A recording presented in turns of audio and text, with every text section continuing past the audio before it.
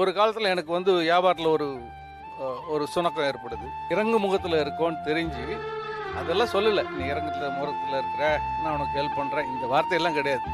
ஏதாவது ஸ்கிரிப்ட் வச்சுருக்கீங்களா?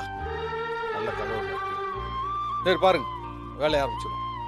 சரிங்க கேப்டன், பண்ண போய் அட்வான்ஸ் கொடுங்க, எட்டாவது வட்டிக்கெல்லாம் பணம் வாங்கிட்டு இருக்காதீங்க, எனக்கு எப்போ வேணுமோ உங்கள்கிட்ட வாங்கிக்கிறேன்.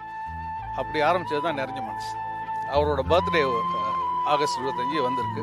காலையில் ஒரு 8 மணிக்கு அந்த ஹோட்டல் வாசல், அந்த ஹோட்டல் லாபியில் நின்று ஃபோட்டோ எடுத்து அவ்வளோ பேர் வந்திருக்கு. இறங்கி சும்மா அப்படியே ஒரு நடந்து பார்த்துட்டு இருக்கேன். மைல் கணக்கில் நிற்குது. இவர் சாப்பிடல, டீ பிரேக் எடுக்கல, எதுவும் பண்ணலைங்க. அப்படியே நின்றுட்டு ஒவ்வொருத்தரையும் இழுத்து ஃபோட்டோ எடுத்து போய் சாப்பிடுவோம்.